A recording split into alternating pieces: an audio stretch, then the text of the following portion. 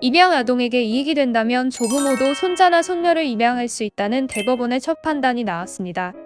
미성년자에게 친생부모가 있는데도 그들이 자녀를 양육하지 않아 조부모가 손자녀에 대한 입양 허가를 청구하는 경우 조부모가 입양 요건을 갖추고 입양이 자녀의 복리에 더 부합한다면 허가할 수 있다고 처음 판시한 것입니다. A씨의 딸 B씨는 고등학생 때 C군을 출산했습니다. B씨는 출산 직전 혼인신고를 했지만 C군이 태어난 후 얼마 되지 않아 협의 이혼했습니다. C군이 생후 7개월이 됐을 무렵 B씨는 아이를 못 키우겠다며 부모 집에 아이를 두고 갔고 A씨 부부는 이때부터 C군을 양육했습니다. C군은 말을 배우기 시작하면서부터 외도부모인 A씨 부부를 친부모로 알고 자랐고 호칭도 엄마 아빠라고 불렀습니다.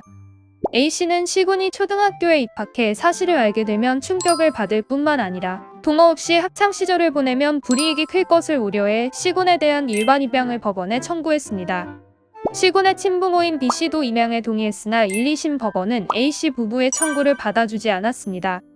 아이의 친생모가 생존한 상황에서 입양이 이뤄지면 외조부모가 부모가 되고 친생모는 어머니이지 누나가 될 가족 내부 질서와 친족관계에 중대한 혼란이 초래된다고 본 것입니다. 또한 현재 A씨 부부가 C군을 양육하는데 어떠한 제약이나 어려움이 있다고 보기 어렵고 장애가 있더라도 미성년 후견을 통해 장애를 제거할 수 있다며 불허했습니다. 이에 A씨가 재항고하자 대법원은 사건을 전원합 이체의 회부에 심리했습니다. 재판부는 조부모가 손자녀의 입양 허가를 청구하는 경우에 입양의 요건을 갖추고 입양이 자녀의 복리에 부합한다면 입양을 허가할 수 있다고 밝혔습니다.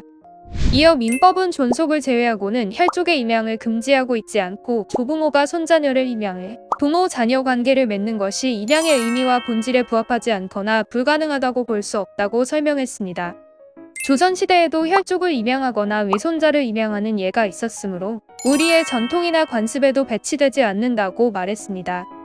대법원은 조부모의 손자녀 입양을 허락할 때 고려해야 할 요건도 제시했습니다. 조부모가 단순한 양육을 넘어서 양자로서 신분적 생활관계를 형성하려는 실질적 의사를 가졌는지, 입양의 주된 목적이 자녀의 영속적 보호를 위한 것인지, 친생부모의 재혼이나 국적 취득 등 다른 혜택을 목적으로 한 것은 아닌지 살펴보라고 했습니다. 조부모의 입양이 자녀에게 도움이 되는 사항과 우려되는 사항을 비교 형량해 개별적 구체적인 사안에서 입양이 자녀의 복리에 적합한지를 판단해야 한다고 지적했습니다.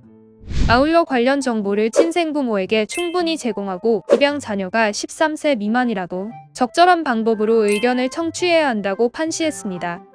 친부모가 살아있어도 조부모가 아이를 키우는 것이 아이의 복리에 더 부합한다면 조부모가 손주를 자녀로 입양할 수 있습니다.